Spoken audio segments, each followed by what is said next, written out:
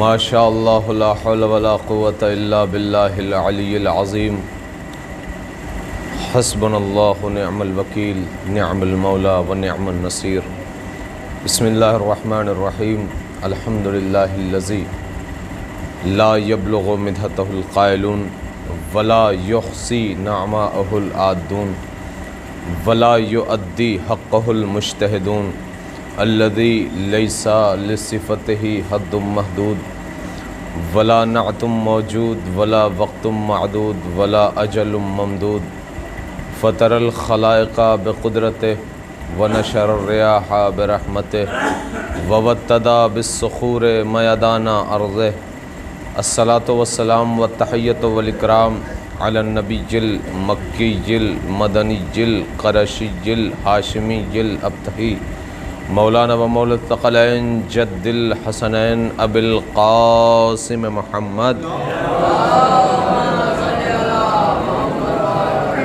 وآلہ الطیبین الطاہرین المعصومین المظلومین ولعنۃ اللہ علی اعدائہم وغاصب حقوقہم ومنکر فضائلہم ومصائبہم وعطشہم وسخاوتہم وطہارتہم وخلافتہم۔ اما بعد فقد قال اللہ تبارک فی قرآن المجید وقولہ الحق۔ بسم اللہ الرحمن الرحیم۔ الحمد للہ رب العالمین الرحمن الرحیم مالک یوم الدین۔ صلوات پڑھ محمد۔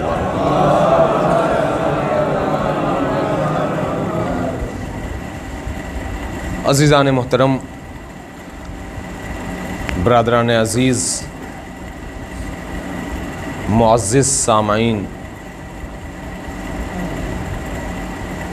آج 8 محرم ہے۔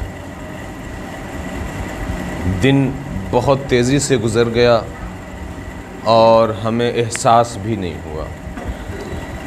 احساس کچھ یوں نہیں ہو سکا کہ جس طریقے سے ہم چاہتے تھے اس انداز سے عزاداری نہیں کر سکے۔ ایک وجہ سب سے بڑی یہ بھی ہے، ظاہر ہے نہ وہ لوگ ہیں اور نہ ہی وہ مقام ہے کہ جو ہر سال ہوا کرتا تھا، لیکن پھر بھی پروردگار کا شکر ہے کہ جس اہتمام کے ساتھ عزاداران امام حسین علیہ السلام اپنے گھروں میں اور اپنے اپنے مقامات پر مجلسیں کر رہے ہیں، پروردگار ان کے تمام اعمال کو قبول فرمائے، وہ چاہے عزاداری ہو، چاہے تعزیہ داری ہو، چاہے علم برداری ہو، چاہے وہ نظر و نیاز ہو، چاہے وہ 8 محرم کا خصوصاً یہ دسترخوان ہوا کرتا ہے۔ پروردگار جہاں جہاں بھی جس کے یہاں بھی دسترخوان ہوا ہے، پروردگار مولا عباس کا صدقہ آپ ان کو اپنی بارگاہ میں قبول فرما۔ میں آپ کے سامنے بڑی خوبصورت آیت کا مفہوم پیش کر رہا ہوں۔ الحمد للہ رب العالمین الرحمن الرحیم مالک یوم الدین۔ تمام تعریف اس اللہ کے لیے کہ جو اس عالمین کا رب ہے۔ عالمین کا مطلب ہوتا ہے، عالمین جو ہے لفظ جمع ہے، عالم دنیا کو کہتے ہیں، عالمین جب کہیں گے تو پھر 2 دنیا بھی نہیں بلکہ جمع کا لفظ ہے۔ اگر 2 ہوگا تو عالمین نہیں آئے گا بلکہ عالمین آئے گا، لیکن جب عالمین کہہ دیا جائے گا اس کا مطلب یہ ہوگا کہ صرف دنیا اور آخرت نہیں بلکہ جتنے بھی کائنات میں اور آسمانوں میں فرشتوں، چرندوں، پرندوں اور نہ جانے کتنے پروردگار عالم کے خلق کردہ فرشتے ہیں کہ جو الگ الگ مقامات پر کوئی سجدے میں ہے، کوئی رکوع میں ہے، کوئی قیام میں ہے، اس کا وہی کام ہے اور وہ وہی کر رہا ہے۔ اب اگر صرف یہ کہہ دیا جائے کہ دنیا، زمین اور آسمان، تو یہ صرف یہ نہیں کہلائے گا، بلکہ عالمین کہہ کر یہ بتا دیا کہ اب پوری دنیا میں یعنی پروردگار عالم نے جتنا بھی خلق کیا ہے ان تمام مخلوقات میں، ان تمام کرۂ ارض پر جو کچھ بھی ہے وہ سب کے سب پروردگار عالم نے خلق کیا ہے. اس پروردگار عالم کی تعریف ہو رہی ہے. اور جب الحمد کہہ کر خاص کر دیا پروردگار عالم نے تو اب کسی اور کی تعریف نہیں ہو سکتی. جب ہوگی عالمین کے لحاظ سے تو صرف پروردگار عالم کی تعریف ہوگی. اور کس کی؟ مالک یوم الدین. رحمان و رحیم آپ بہتر جانتے ہیں، مجھے مالک یوم الدین پہ بحث کرنی ہے، اس لیے رحمان و رحیم، رحمان بھی ہے رحیم بھی ہے، اور پروردگار کی یہ رحمانیت اور رحیمیت ہی ہے کہ جو ہم اور آپ الحمدللہ اپنے اپنے اعتبار سے کامیاب و کامران ہیں، زندگی گزار رہے ہیں. یہ اس کا رحم ہے، یہ اس کا کرم ہے، یہ اس کی رحمانیت ہے. مالک یوم الدین، وہ یوم قیامت کا مالک ہے، وہ یوم الدین کا مالک ہے. پروردگار عالم نے اس دین کو خاص طور پر بتایا ہے، بیان کیا ہے کہ اس دن کا میں مالک ہوں. وہ دن کون سا ہے؟ قیامت کا دن ہے. وہ کون سا دن ہے؟ روز محشر ہے. وہ کون سا دن ہے؟ حساب و کتاب کا دن ہے. لہٰذا پروردگار عالم نے یہ جو یوم الدین کہا ہے، آخر کیا وجہ تھی یہ کہنے کی؟ پروردگار عالم جانتا تھا، اس کے علم میں تھا، جس کے پاس لازوال علم ہے وہ جانتا تھا کہ اگر میں آخری مقام دنیا والوں کو نہیں بتاؤں گا تو یہ دنیا میں کس قدر، ایک صلوات پڑھیں محمد والے محمد پر،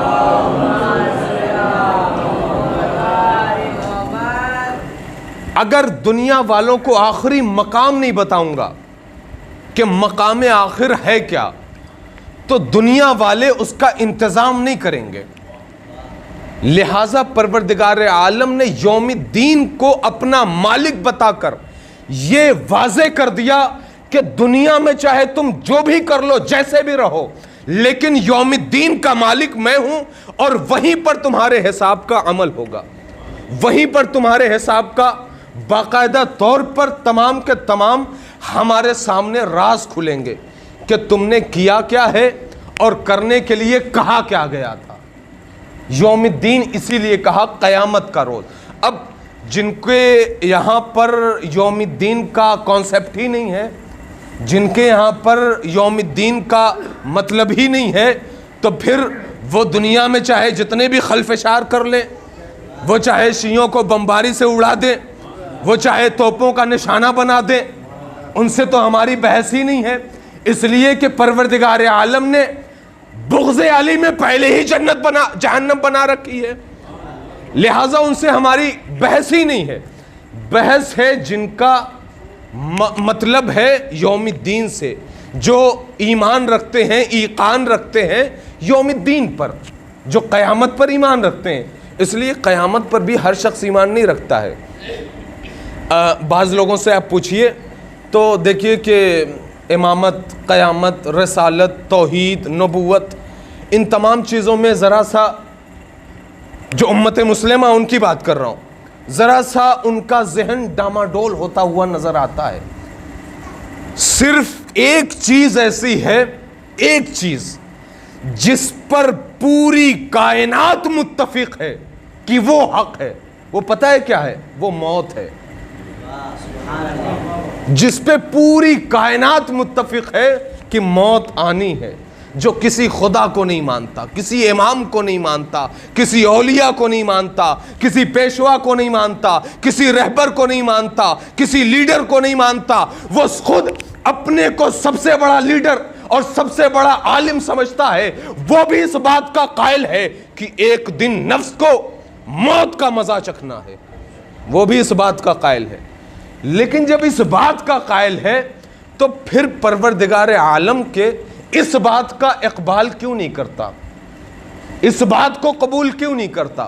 یہ جو ناکام لوگ ہوتے ہیں زندگی میں، وہ ناکام اسی وجہ سے ہوتے ہیں کہ مکمل باتیں نہیں اٹھاتے، مکمل باتیں نہیں لیتے، بلکہ ادھوری باتیں لیتے ہیں۔ اور میں نے اس سے پہلے بھی یہی مجلس میں وہ بہت ہی خوبصورت واقعہ آپ کے سامنے پیش کیا تھا کہ اسلام جو ہے ادھورا نہیں لینا ہے۔ تو پروردگار عالم نے یوم الدین کا وعدہ کیا ہے کہ دیکھو یوم الدین، وہ دن جب آئے گا تو میں وہاں پر تمہارا حساب و کتاب لوں گا۔ اب جب حساب و کتاب ہونا ہے تو پھر جب ایگزام میں بیٹھنے والا جو بھی چاہے بچہ ہو آدمی ہو ایگزام میں بیٹھتا ہے تو وہ چاہتا ہے کہ پاس ہو جاؤں، کیا نہیں کرتا ہے ایگزام کو پاس کرنے کے لیے؟ دعائیں کرتا ہے، منتیں کرتا ہے، چڑھاوے کرتا ہے، ماؤں سے دعائیں کراتا ہے، پوچھتا ہے کیسے، مولانا سے دعا مانگتا ہے کوئی پاس ہونے والی دعا دے دیجئے، کچھ ایسا کھانے کے لیے دے دیجئے، کچھ پینے کے لیے دے دیجئے تاکہ ایگزام میں پاس ہو جاؤں۔ جو ایگزام صرف اور صرف انسان کی دنیاوی بلندی کے لیے ایک لمحہ، ایک اسٹیپ آگے بڑھا دیتا ہے، اس کے لیے انسان اتنا کوشاں ہوتا ہے، لیکن پروردگار عالم نے کہا ہم تمہیں یہ دنیا ایک کھیتی کے اعتبار سے دے رہے ہیں، ایک امتحان کے اعتبار سے دے رہے ہیں، ہم تمہارا امتحان یوم الدین میں لیں گے۔ اب انسانوں کو چاہیے کہ وہاں پاس ہونے کے لیے یہاں پر عمل کرے۔ صلوات پڑھیں محمد والے محمد۔ اور اگر یہاں فیل ہو گئے اپنے دنیاوی ایگزام میں تو ایک سال پیچھے رہ جائیں گے، ہو سکتا ہے جاب میں تھوڑا مشکل ہو جائے، تھوڑا دیر ہو جائے، لیکن اگر وہاں پر امتحان میں ناکام ہو گئے تو پھر پروردگار عالم کچھ نہ سوچے گا، نہ کچھ بولے گا اور نہ ہی بولنے کا موقع دے گا۔ تم بارہا کہتے رہو پروردگارا بس ایک موقع دے دے، دنیا میں بھیج دے، اور اس کے بعد میں تم جیسا کہو گے ویسا کر کے آؤں گا۔ لیکن پھر یہ زبان، یہ جملے، یہ باتیں کوئی کام کی نہیں ہوں گی۔ یہیں کچھ کرنا ہے تو کرنا ہے، وہاں پر صرف اور صرف حساب ہے، وہاں پر صرف اور صرف اعمال ہے۔ لہٰذا عمل یہاں پر ہے، جزا وہاں پر ہے، عمل یہاں پر ہے، جزا وہاں پر ہے۔ یہاں پر ایک جملہ کہہ کر، بہت دیر مجھے پڑھنا نہیں ہے اس لیے میں بہت کچھ سمیٹ کر لے کر چلنا چاہتا ہوں۔ یہاں پر جو بھی عمل کرتا ہے اور جزا چاہتا ہے، وہ جزا چاہے بے شک اس کا حق ہے جزا چاہنا۔ ظاہر سی بات ہے ہم کسی کے حق میں ذرا سا مفید ثابت ہو جاتے ہیں تو یہی چاہتے ہیں کہ وہ ہمیں اس کی جزا دے، وہ بھی ہمیں اس احسان کا بدلہ دے۔ تو پروردگار عالم دے گا، جزا دے گا، جب اس نے وعدہ کیا ہے کہ اگر تم نیک عمل کرو گے تو میں جزا دوں گا۔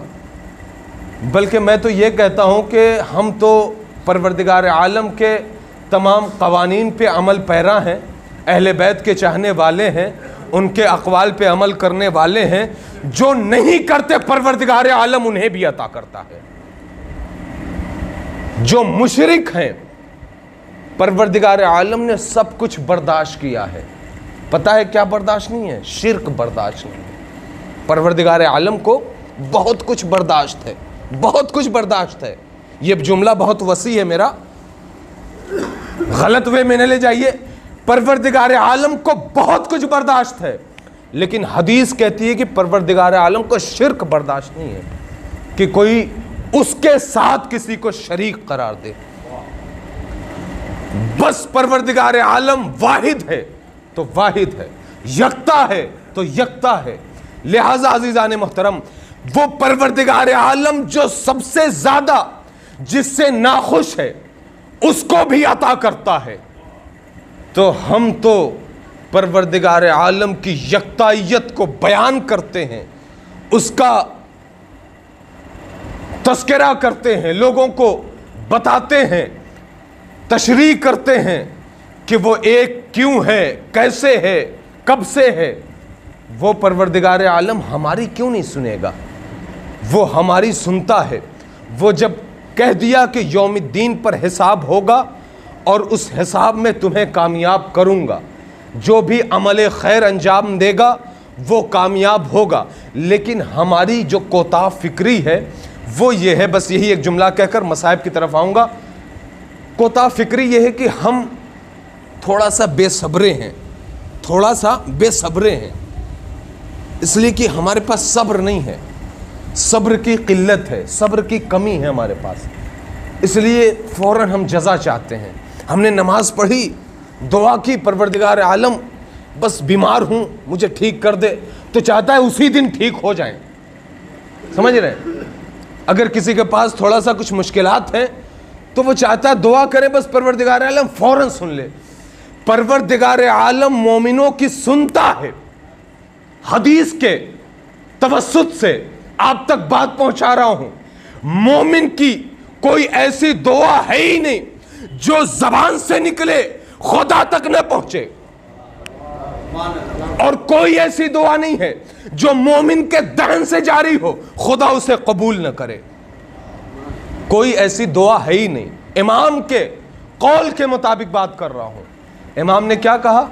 مومن جب مانگتا ہے کچھ، دعا کرتا ہے، تو وہ دعا کرنے سے پہلے اس کے دل میں بڑی خواہشیں آ جاتی ہیں، وہ جو خواہشیں ہیں نا یہ تھوڑا سا صبر کے ساتھ ہوں تو پروردگار عالم شاید جلدی دے دے، لیکن اس کے اندر جو کھلبلی مچی ہوتی ہے، بے چینی ہوتی ہے کہ ہم عزاداری بھی کر رہے ہیں، علم بھی اٹھا رہے ہیں، فرش عزا بھی بچھا رہے ہیں، عزاداروں کے نالین بھی سیدھی کر رہے ہیں، نماز بھی پڑھ رہے ہیں، لوگوں کی مدد بھی کر رہے ہیں، پروردگار ہماری نہیں سنتا، برابر میں گھر ہے، وہ نہ خدا کو مانتا ہے نہ اہل بیت کو مانتا ہے، آ کر ذرا سا ایک بار ذوالجناح کو ہاتھ لگاتا ہے، اس کے ہاں ساری نعمتیں آ جاتی ہیں۔ شاید پروردگار عالم، میں ایک مثال سے بات کو واضح کر دوں گا،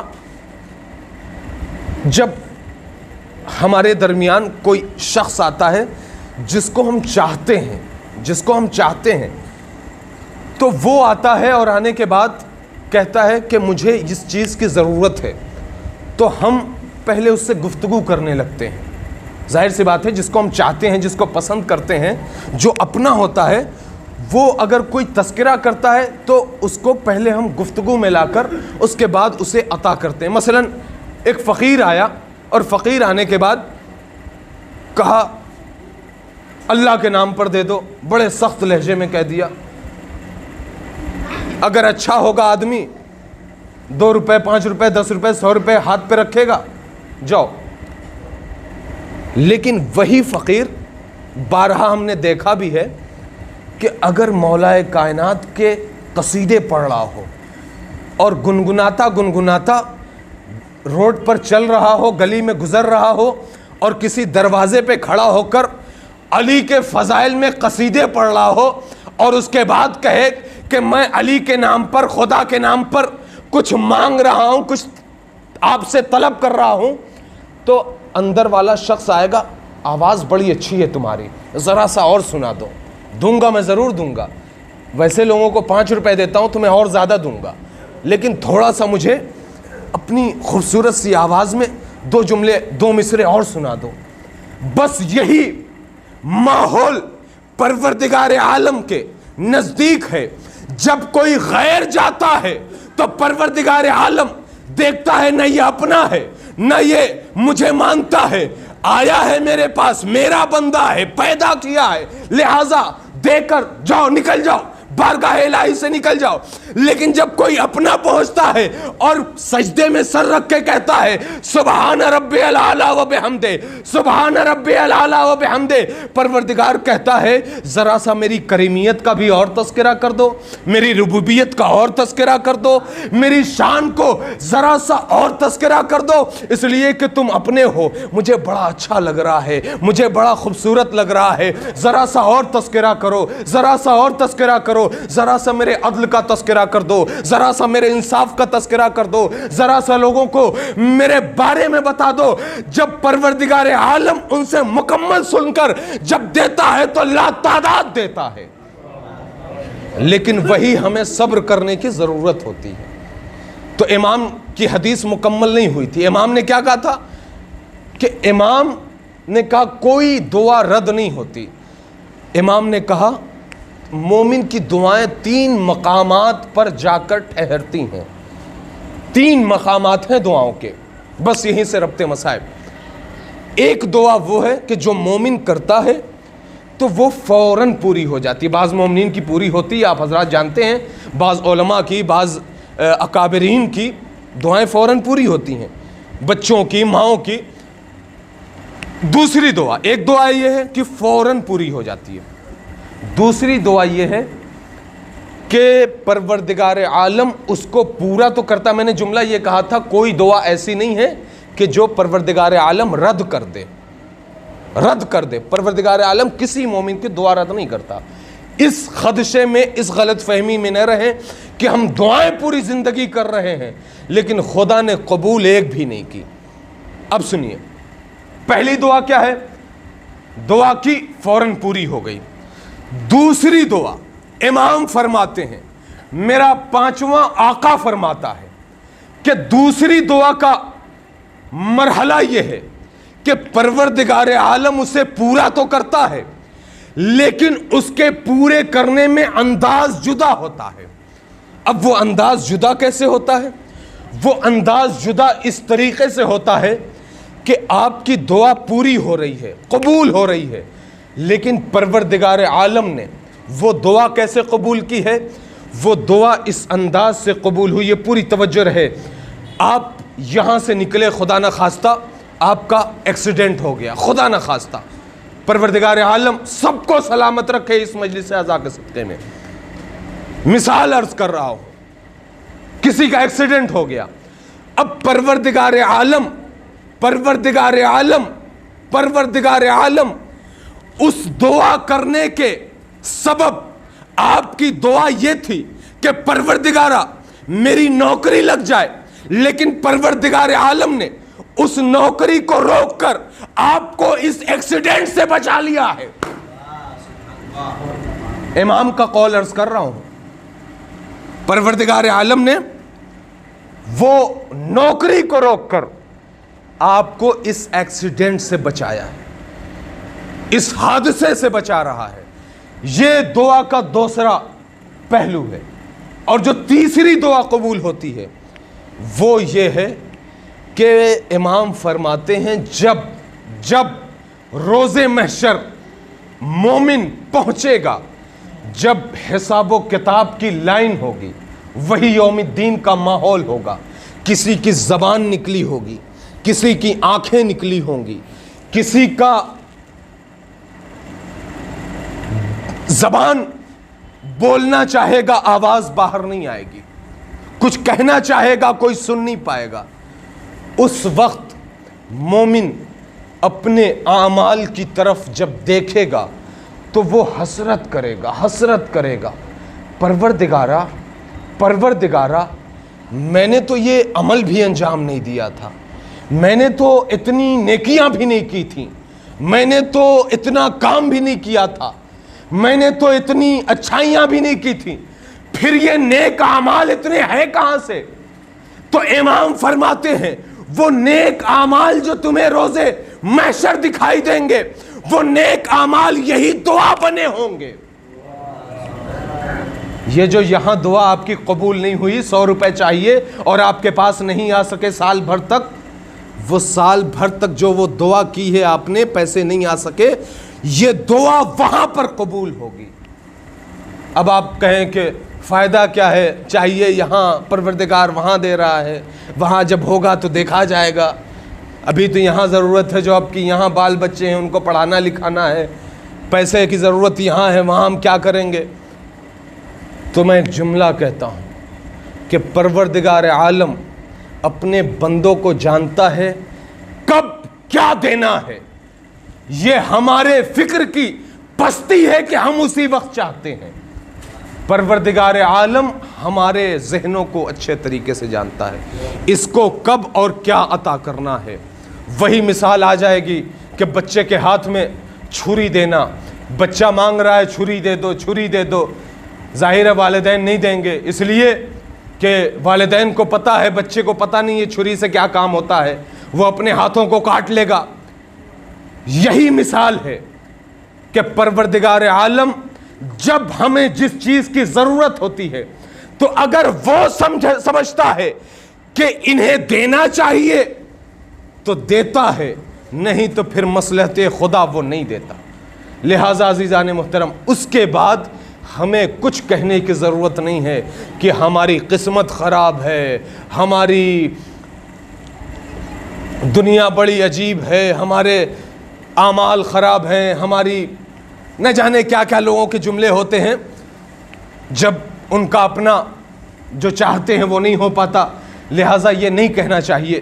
امام فرماتے ہیں، بس آخری جملہ، امام فرماتے ہیں کہ تم کبھی اپنی قسمت کو نہ کوسو، کبھی بھی اپنی قسمت کو نہ کوسو کہ میری قسمت خراب ہے، میں نے جو چاہا وہ نہیں ہو سکا، جو کیا وہ پورا نہیں ہوا، جو مانگا وہ ملا نہیں، جو میں نے حق ادا کیا تھا اس کا واپس پلٹ کر نہیں آیا۔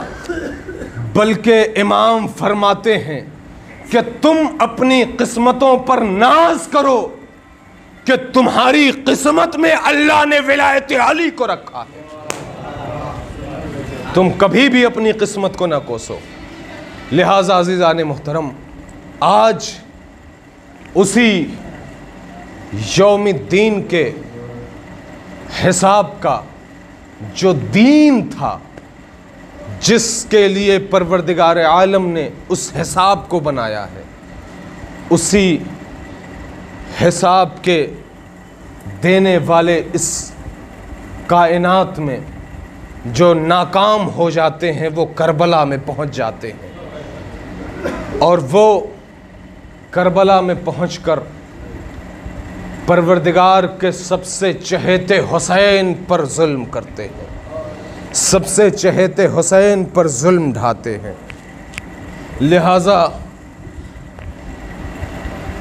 آج غازی عباس کا تذکرہ ہونا ہے۔ بس مختصر سے مصائب پڑھوں گا، لیکن اگر عباس کے مصائب میں رقت آ جائے، اگر جملے رقت آمیز ہوں، تو اپنی آنکھوں کے سمندر سے قطرے آنسو کو رومال سیدہ میں جانے سے نہ روکیے گا۔ 8 محرم ہے، عاشور قریب ہے۔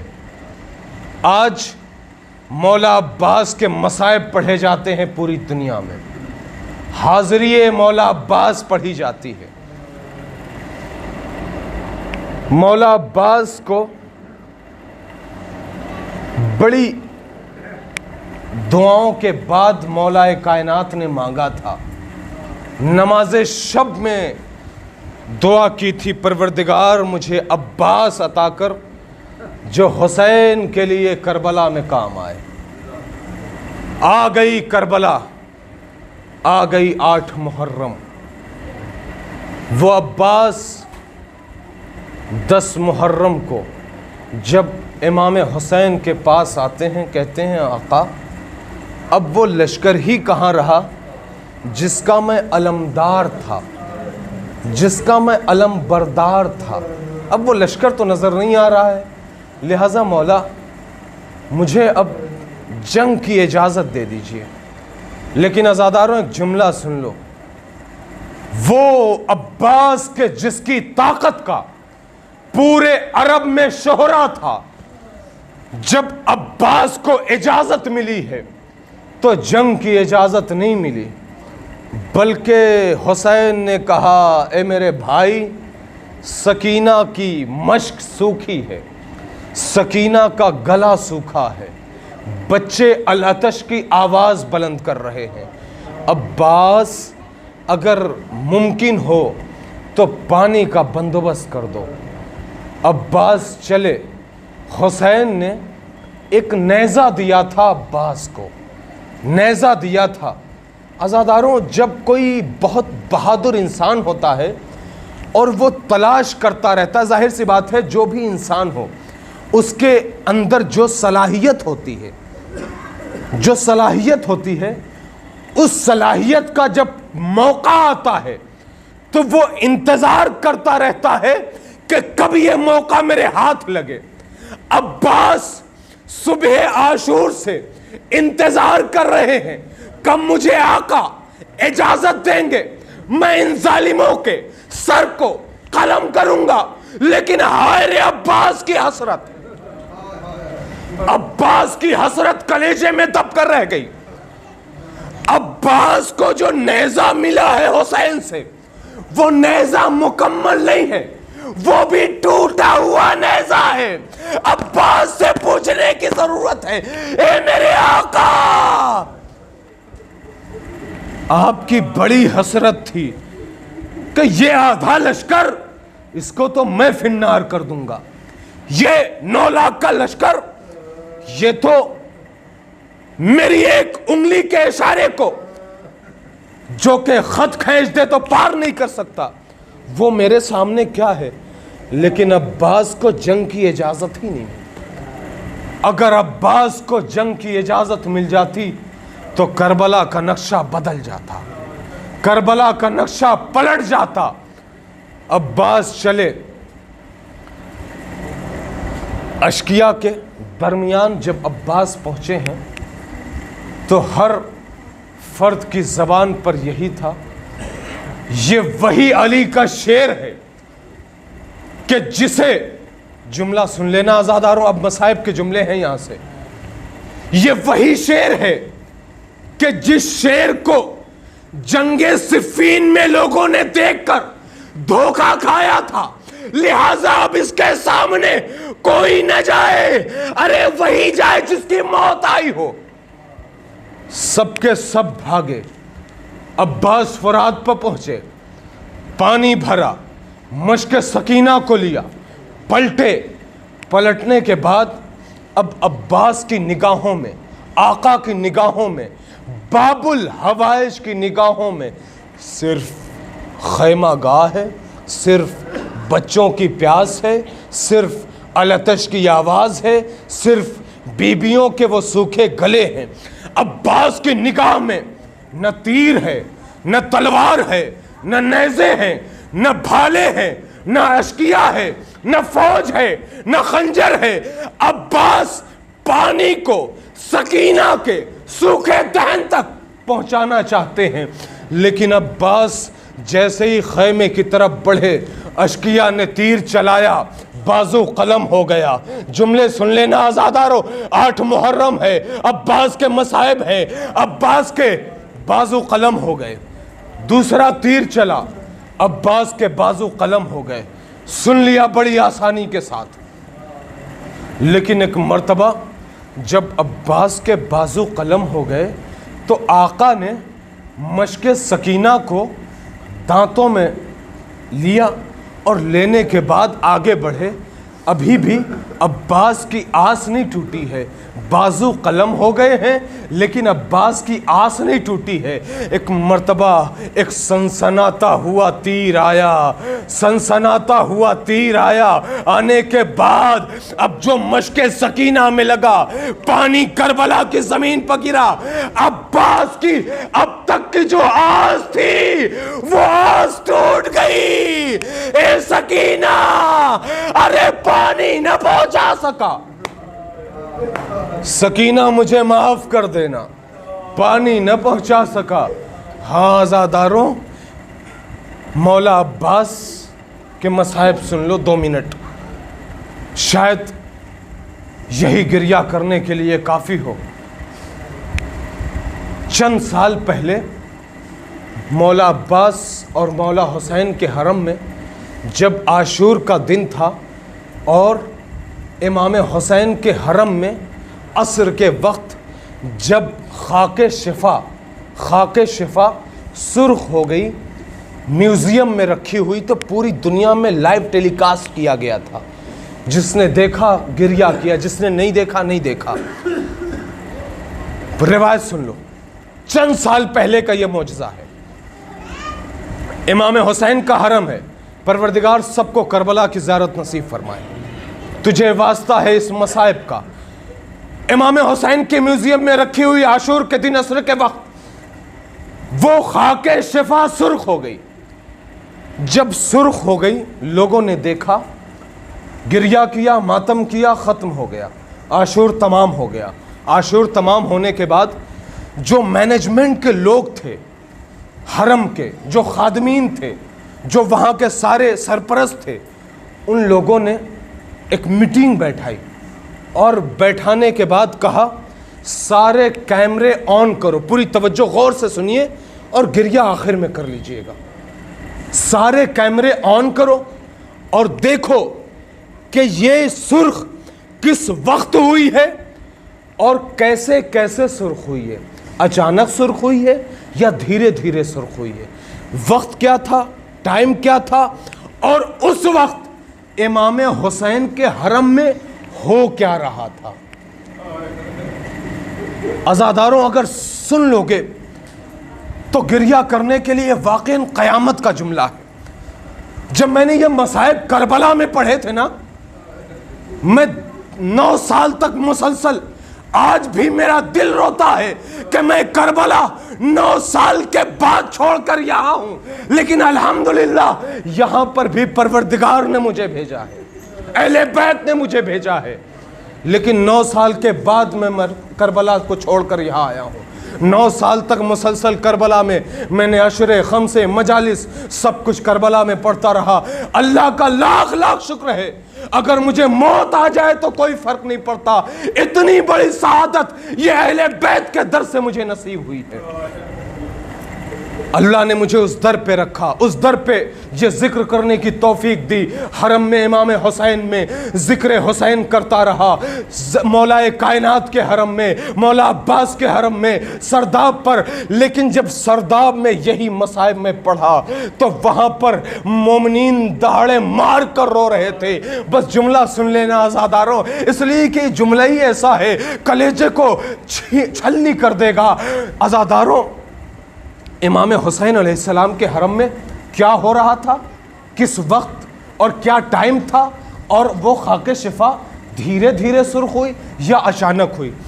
کیمرے لگا دیے گئے۔ جب کیمرے لگا دیے گئے، دیکھا عصر کا وقت ہے۔ اس کے بعد کیا دیکھا؟ اب خاک شفا جو میوزیم میں رکھی تھی دھیرے دھیرے دھیرے دھیرے دھیرے دھیرے سرخ ہونا شروع ہوئی۔ اب جب یہ تمام کے تمام چیزیں دیکھ لیے وہ لوگ کہ عصر کا وقت ہے اور یہ دھیرے دھیرے کر کے تقریباً چند لمحے کے بعد یہ مکمل سرخ ہو گئی خاک شفا۔ آج بھی کربلا میں بڑے معجزات ہوتے ہیں، بس معجزے بہت زیادہ ظاہر نہیں کرتے حرم والے، کیونکہ بہت زیادہ بھیڑ لگ جاتی ہے اور وہاں پر مشکل ہو جاتا ہے لوگوں کو کنٹرول کرنا، اس لیے معجزے زیادہ تر لوگ نہیں دکھاتے۔ وہاں کے معجزے ہمیشہ ہوتے ہیں عاشور پر، کبھی جو مقتل ہے جہاں پر امام کو قتل کیا گیا تھا وہاں سے اکثر، اور محرم میں تو خصوصاً خون ابلتا رہتا ہے، ٹائلز کے نیچے سے جو ماربل لگا ہوا ہے، جو پتھر لگا ہوا ہے، اس کے اندر سے خون نکلتا رہتا ہے۔ یہ آنکھوں دیکھی بات کر رہا ہوں، لہٰذا عزیزان محترم یہ بہت زیادہ عام لوگ نہیں کرتے، کچھ وجوہات ہیں۔ جب یہ مکمل ہو گیا کہ عصر کا وقت ہے، دھیرے دھیرے کر کے چند لمحوں میں یہ خاک شفا سرخ ہو گئی۔ اب وہاں کے جو سب سے اہم رکن تھے انہوں نے کہا کہ اب حرم کے اندر کے کیمرے کو آن کرو، دیکھو اس وقت جب خاک شفا سرخ ہوئی ہے حرم میں کیا ہو رہا تھا۔ اب آخری جملہ ہے عزاداروں، کلیجہ تھام کے سننا۔ 8 محرم ہے، عباس کے مصائب ہیں۔ عباس جو حسین کو ہمیشہ آقا کہا، ہمیشہ مولا کہا، ہمیشہ اپنا غلام کہا ہے، اس عباس کا مصائب سن رہے ہو۔ ایک مرتبہ جب انہوں نے کیمرے کو آن کیا، کیا دیکھا کہ منبر حسینی پر ایک خطیب ہے جو مجلس پڑھ رہے ہیں۔ اب جو اصل مین ہیڈ تھے انہوں نے کہا اس مجلس کو ذرا آگے بڑھاؤ، اب اس لیے کہ ابھی خاک شفا سرخ ہونا شروع نہیں ہوئی ہے۔ ادھر آگے بڑھایا، ادھر آگے بڑھایا، ادھر سے وقت کو آگے کرتے کرتے ایک مرتبہ جب یہاں پر روک دیا کہ اب یہاں سے خاک شفا سرخ ہونا شروع ہوئی ہے، تو یہاں پر پر دونوں ویڈیوز کو روک کر ایک مرتبہ وہاں کے تمام لوگوں نے کہا اب یہاں سے شروع کرو کہ خطیب پڑھ کیا رہا ہے. ایک مرتبہ ارے وہ خطیب کہتا ہے کہ جب امام عباس ارے دونوں بازو قلم ہو گئے تو زین سے زمین پر آ رہے تھے. ارے سب کے سب جب زین سے زمین پر آتے ہیں تو اپنے ہاتھوں کا سہارا لیتے ہیں. ابھی خاک شفا سرخ نہیں ہوئی ہے, ابھی خاک شفا سرخ مکمل نہیں ہوئی ہے. جو بھی گرتا ہے, جو بھی شہید گرا ہے تو اپنے ہاتھوں کا سہارا لیتا ہے. لیکن سلام کرتی ہے سیدہ میرے اس لاش پر سلام. ارے جو منہ کے بل گرا, ارے چہرہ زمین پر پڑا. اتنا سننا تھا کہ ادھر دیکھا, ابھی سرخ نہیں ہوئی مکمل. ایک مرتبہ لوگوں نے کہا اس کو ذرا اور ویڈیو کو آگے بڑھاؤ. اب خطیب کہتا ہے کہ جب مولا عباس ارے زین سے زمین پر آ رہے تھے تو ایک مرتبہ مولا کی آنکھوں میں جو تیر لگا تھا, ارے وہ تیر کھینچنے کے لیے مولا نے اپنے گھٹنوں کو اٹھایا. اٹھانے کے بعد سر کو نیچے کیا, ہاتھ موجود نہیں تھے.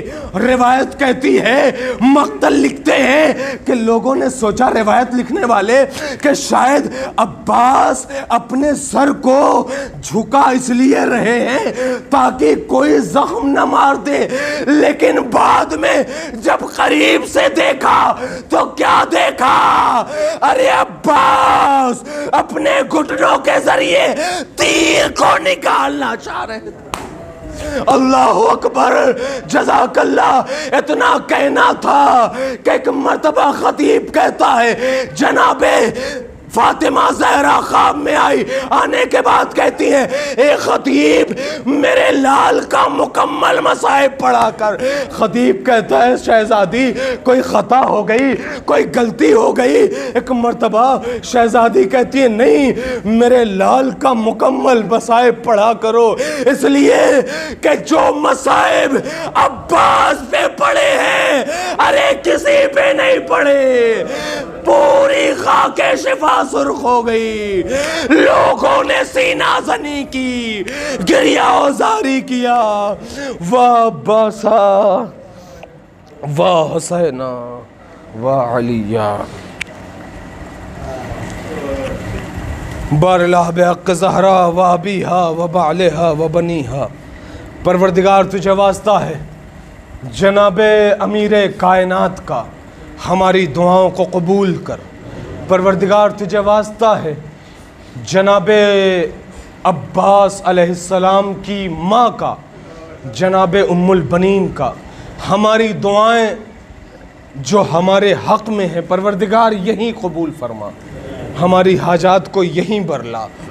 پروردگار تجھے واسطہ ہے جناب عباس کے کٹے ہوئے بازوؤں کا, ہمارے تمام عزاداروں کو زندہ و سلامت رکھ, ان کو زیادہ سے زیادہ جذبہ اور حوصلہ عطا فرما. پروردگار ہمارے امام کے ظہور میں تعجیل فرما. ربنا تقبل منا انک انت السمیع العلیم برحمتک یا